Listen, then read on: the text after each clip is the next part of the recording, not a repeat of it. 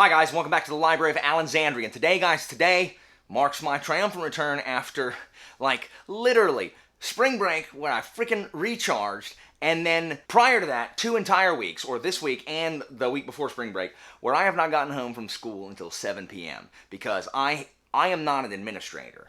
So my administration skills are somewhat lacking. The other Latin teacher who used to be here was excellent at filling out paperwork and all this stuff that we need to go on a trip out of town, which is what my students and I are planning on doing, going to our state competition.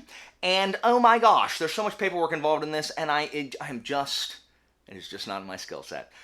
So anyway, I am filming now a wrap-up, but this is ludicrous. I can't handle this. I can't handle this anymore. Like the Sword of Damocles looming over my head. I can't even remember crap anymore. I can't remember anything anymore, let alone things that I read months ago. That's why I keep notes. Glory be and the saints be praised. So, this is part 1 of the world's longest wrap-up, January edition. So without wasting any more time, let's talk about the books that I read in January. Oh, I am aware that it's the end of bloody March. I freaking know. But I'm done with this. You're going to get part 1, January edition, part 2, February edition, part 3, March edition. Rapid fire. Because I'm tired of it. Y'all hear me? I'm tired of it. So all of you just need to, arrange in your mind space that I'm not going to wait 2 months for this next wrap up. I can't do it. I can't do it, guys. It's so stressful. So anyway, in January, I read 8 books, or, a couple of them were short stories / novellas, whatever. And it came to around 2,700 pages, which is super impressive. But that is because one of the books straddled January and February, and so I'm counting it for January, so February will be significantly lighter. And guys, it was not a good month for the 5-star strumpet.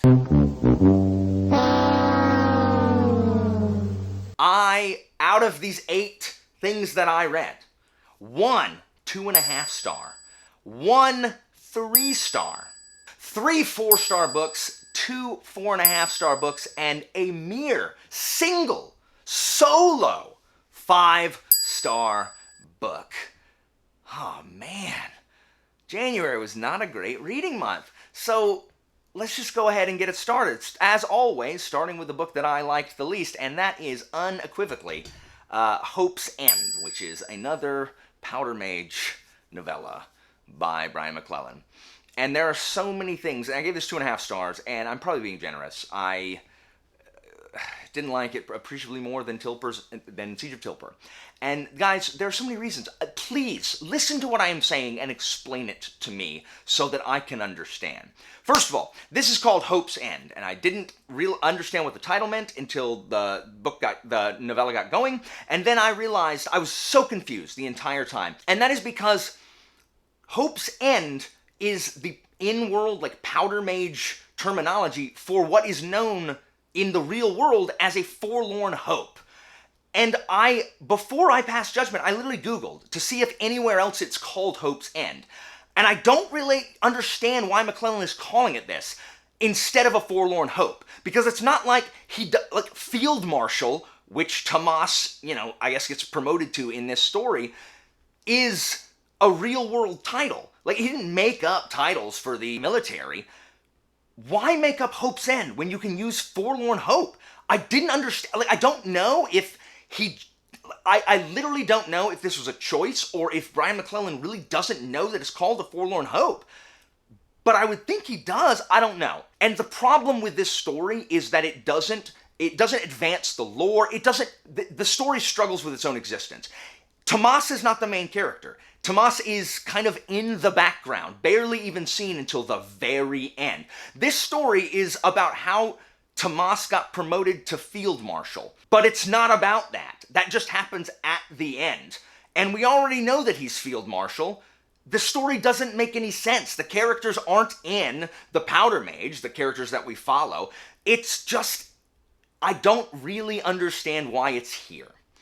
And so it is called Hope's End because it is about a forlorn hope, which is what happens when you are sieging a city that has, or a castle, and it has, massive walls, obviously, protecting. When you focus all of your cannon fire, all of your artillery on a single place, it breaks open. Like, eventually, the wall will fall, or it will, like, break open in that particular area, and the Forlorn Hope is the group of, it's just a ton of infantry rushing through that gap. And it's called the Forlorn Hope because no one survives. Everyone dies in the Forlorn Hope. In fact, the Forlorn Hope was, your chances of surviving were so low that if you survived, that was one of the only ways that a non-commissioned officer, because, back in the Napoleonic Wars, back in the British Army, all this stuff, you weren't promoted based on competence. You were promoted, you bought your commission. And so only noblemen could be officers. And it was almost impossible for a commoner to move up through the ranks, even to sergeant. And so one of the ways that you could get promoted was through this Forlorn Hope. But, the chance to survive is almost zero. So when this it just doesn't make any sense. When the Forlorn Hope happens, they break it up. First of all, they say the enemy wasn't prepared. That's impossible. You have to aim all of your artillery at the same spot. The enemy knows exactly where you're aiming and exactly where the hole's going to happen. That's why it's called the Forlorn Hope, because they're waiting there on the other side to massacre you. And so it says, oh, well, they weren't ready. And so very few people die going through this, which is not a Forlorn Hope at all. And then they're like, oh, they didn't have time to fix their bayonets, so they're just like mowed down. You know that enemy soldiers carry swords, right? And even if the bayonet isn't attached to the rifle, you can use it as a knife. They can still fight in close quarters, even if they haven't attached the bayonet. That doesn't make sense. And it's so frustrating. And even once they're through, there's a mage, and mages in this world are unbeatable and amazing and just like this powerhouses until they're not. And because a mage focusing on a Forlorn Hope would literally just incinerate everybody coming through. The mage sucks for some reason. Mages suck when they have to, and then it's killed. Because that is every mage in this freaking series. And the commanders of this army are absolutely incompetent. They purposely make bad decisions to screw over commoners, because remember, in the Powder Mage world, the only characteristic of nobility is that they hate people who aren't noble. That's it. That's their personality. They serve at the pleasure of the king. Losing this battle, because they're petty, the king would absolutely, remove them from power. I don't understand it, and it frustrates me. Read Sharp instead. There's a Forlorn Hope in the Sharp books, the first three Sharp books, the India campaigns, and they are phenomenal. And it is everything that this book is not. And I don't understand. I just don't understand it. I do not understand. It is called Forlorn Hope because no one survives. That's why. And they know where you're coming. That's why it's called the Forlorn Hope. And mages, whatever. I'm lowering it right now, 2 stars. It's fine. Like, the writing is fine, and it's exciting. Like, McClellan writes action scenes really well. Like, they are engaging, but they're not logically consistent. In-world consistent. Anyway, whatever. Moving on. I can't talk about it anymore.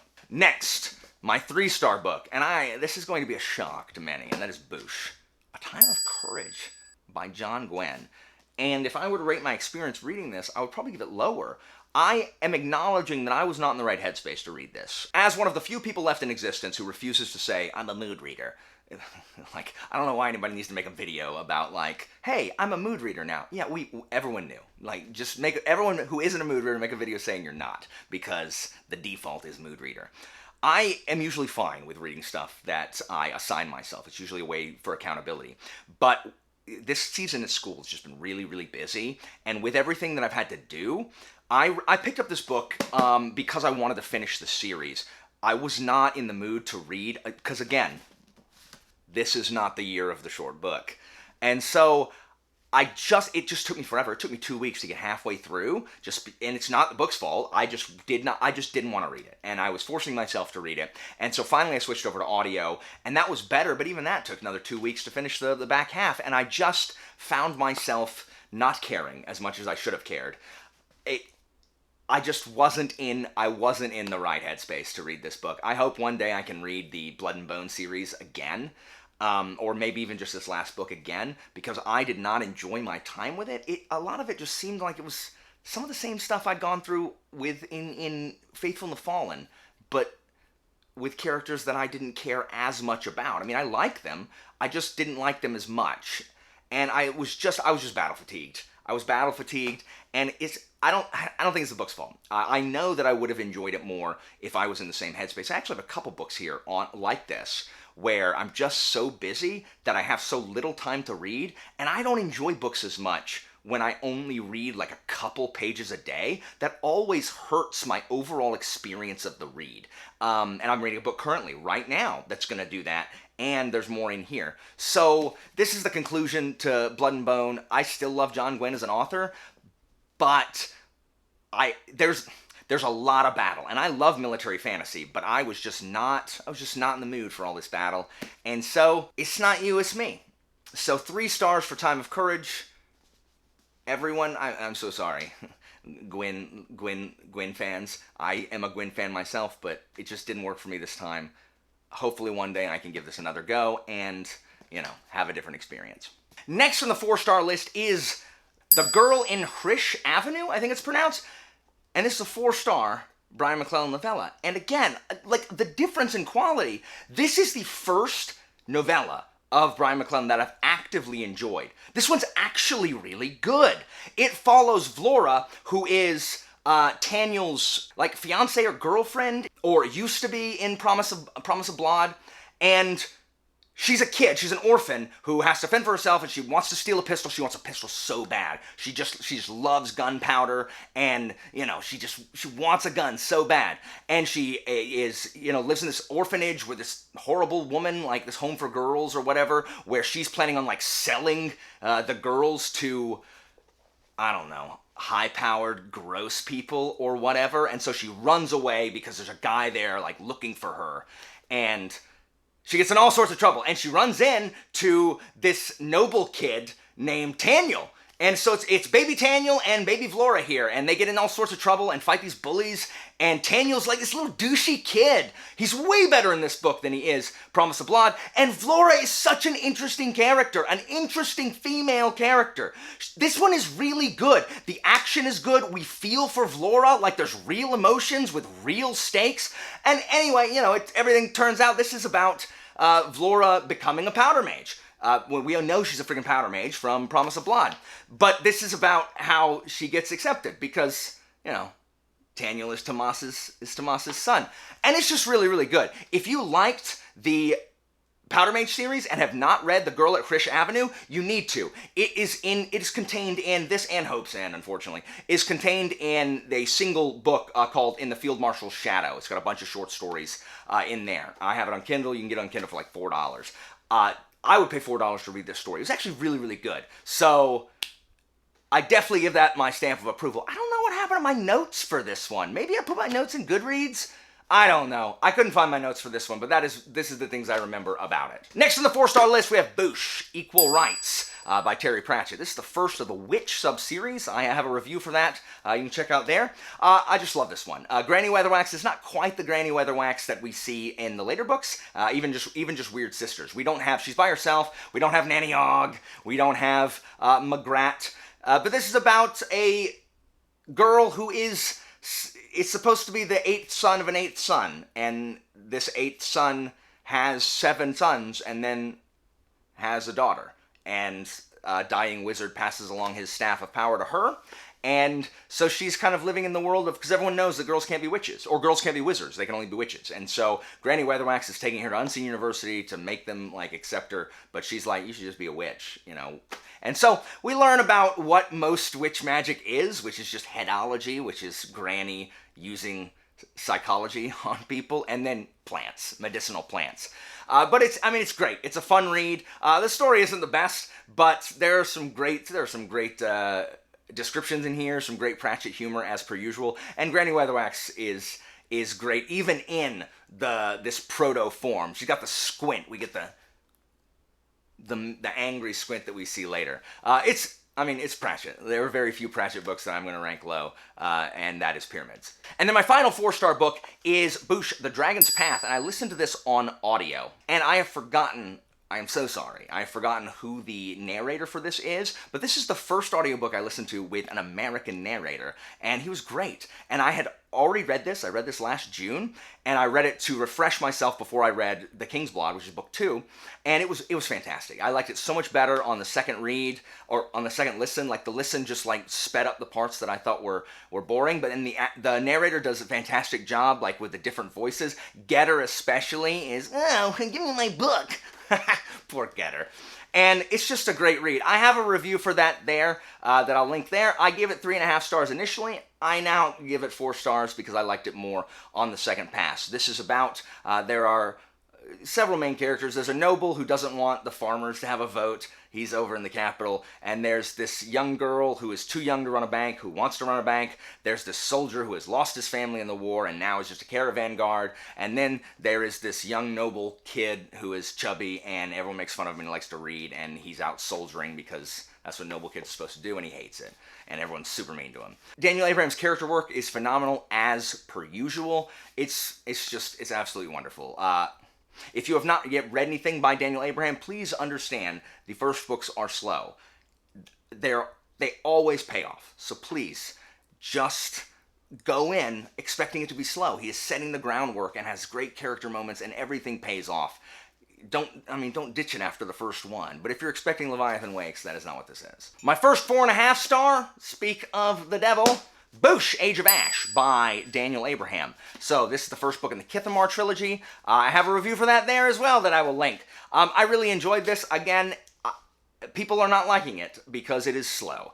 Especially people who have come over from The Expanse and they expect it to be like that. It's not like that. If I haven't seen anyone who liked Long Price Quartet or liked Dragon's Path not like this book, because that means you're an Abraham fan.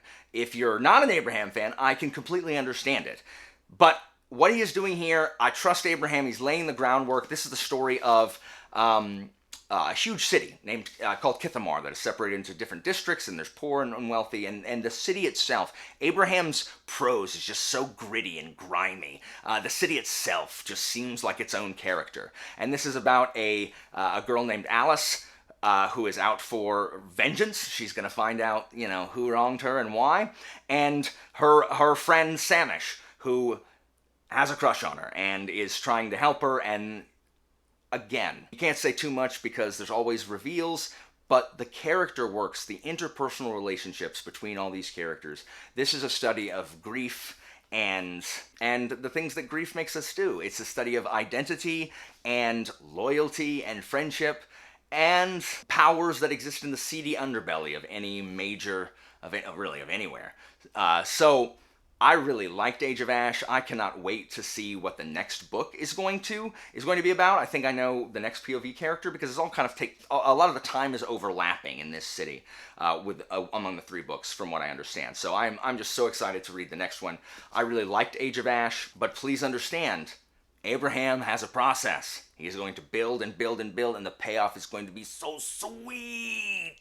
My other 4.5 star book is Boosh, Blue and Gold by KJ Parker. This is the first of the Salininus books. There are 3. And I give this 4.5 stars. And again, this is because this is 100 pages. I should have been able to read this in a day, maybe 2.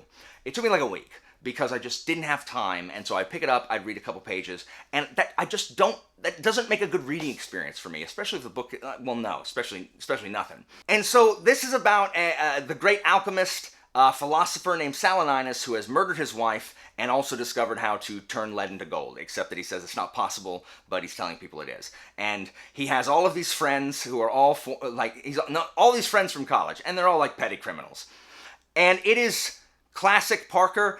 In this book, all Parker books have some kind of specialization. This book is alchemy. If you want to learn how to change lead into gold, he is going to tell you step by step. I almost feel like I could.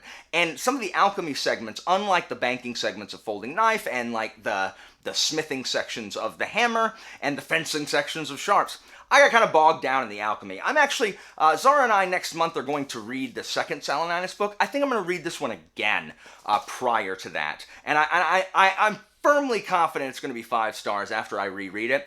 But here it was 4.5. It has all the standard stuff we love about Parker, a brilliant protagonist, getting into hijinks, the story kind of turning in on itself at some point. Just really, really good. I'm enjoying the heck out of his novellas, especially the ones that deal with kind of the governments. This is very similar to Purple and Black, where the emperor, the king here, was boyhood friends with the protagonist, just like in Purple and Black. So it is not like Purple and Black. It is different than that. So it was very, very, very good. More on the reread next month. All right, guys, and as always, before I continue with my 5-star book, my only 5-star book, so my favorite book that I read this month, I'll talk about what I was watching and playing. I don't know what I was watching in January. Who knows? I have more to say about all that in February. So, but I did play Assassin's Creed Syndicate, which is so much better than that piece of trash Assassin's Creed Unity. Like, they fixed all of the problems that I had with Unity. All of them. I don't know why they felt the need to change to the Odyssey, Origin, Valhalla style, because the style works that they were using, as evidenced by Syndicate. Syndicate was excellent. It was, first of all, it's in Victorian London. I mean, it's in London. I mean, Victorian London, London today, they look the same. So I was just running around like, I felt like I was in London. I tried to go to like Abby's house or Zara's house, and I couldn't find them on the map. It's not on the mini-map. Y'all should write Ubisoft. But it was just so much fun. And you follow Jacob, who is just a freaking bonehead. Like, who played Jacob if you didn't have to in this game? I played Evie because, yeah, Evie. Your namesake's in this game. Evie she's the stealthy one, the smart one, the not like, he's just a meathead. Like, whatever, Jacob. The hints you found in the Kenway house lead to the monument. What a wonderful use of your time. Follow me around asking obvious questions. So, it was really fun. I did not have any of the problems I had with stupid Unity. So, I firmly recommend. And the achievements were pretty good. And then there was a Jack the Ripper expansion, which was okay, I guess. They knew who Jack the Ripper was, but we didn't. I don't know. I climbed all the Tower of London, all those cool places. It was quite fun. So, my 5-star book. The best book I read this month was Boosh, Tigana. Finally. I finished Tigana in January. I had started this in June for a patron, because it was a patron pick. And I didn't finish it because I had an obligation. I had to put it down. And I kept saying I was going to pick it up, and I was just having a hard time because I was halfway through, and I didn't want to read that again. And so I discovered Simon Vance on audiobook. Simon Vance is a brilliant narrator, and I listened to the first half, and it was phenomenal. And I got to where I'd left off, and I was so excited to pick it up and read it. And I realized why I put it down, because where I put it down is like the weirdest freaking chapter. It is based on like reality, as Jake Bishop like sent me like the wiki for what is actually happening there, but it's freaking bizarre. It's like got corn husk swords. It's just bizarre, and I plowed through it, but I understand why I put it down in the first place. But after that one chapter, it just flew. I love Guy Gavriel Kay's writing style. Is not something that I love it, but it's not something that I can just pick up on a whim. It's just very pretty, and it's profound in what it contains. And this is a story about identity and about memory and about music, and it's just so good. It's about love. It's about revenge. It has just a very elevated, like, fantastical quality. Like, you're not reading this expecting it to be realistic. It's not hyper-realism. It's not, low fantasy. It's very much stylized fantasy. And essentially the premise is that there is a city that no one remembers, and only people from there can speak its name because they ticked off a wizard and he cursed them.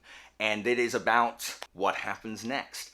And it's just so good. And the conclusion of this book was so satisfying. Some moments where I'm like, yes! And some, teary-eyed moments. It is just really, really good. And I am a big fan of Guy Gavriel Kay, but it is definitely not something that I could just read. It's definitely not a palate cleanser. It's something that I gotta, psych myself up to go into. But the experience Like, definitely worth the wait. I'm sad that I not finished in June. I really enjoyed Tigana. I'll have a full review coming up soon, soon TM. But there will be a full review of Tigana. The only thing I don't like about Tigana is Guy Gavin O'Kane. Like, I don't like. There's like 2 sexy time scenes in it, and they're not necessary at all.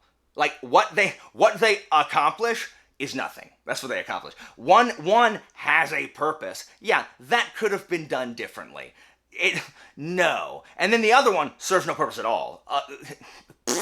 Not a fan. And I hear that this is Guy Gavin O'Kane's shtick. I don't understand why it's necessary. I didn't enjoy those parts. If you're gonna just skim past them, literally, you're not missing any. Well, the first one like is important, but it doesn't have to be there. The second one, you can literally skip it and you would miss nothing. Like nothing about the plot. Nothing. So those are my criticisms of that. Like, what's going on, GGK? So, guys, that was, boom, the longest wrap-up in history, January edition, part 1. Stay tuned very soon for part 2. If you know what you read in January, let me know. Have you read any Daniel Abraham? Did you not like Age of Ash? Are you Kyle and you don't like Age of Ash? Have you read KJ Parker yet, or are you still holding out? You should read KJ Parker. Guys, that's it for me. Thank you guys so much for watching. I will make every attempt to try to be regular on this freaking schedule now. I have got, for this 4th quarter, I've got to find something that works at school, because what I'm doing isn't working. Like, it can't consume my life. It can't. I won't let it. I do want to give a shout out to my wonderful patrons, everybody who has the absolute patience to deal with this crap. You guys are amazing. Thank you so much for supporting Christine and I and this endeavor.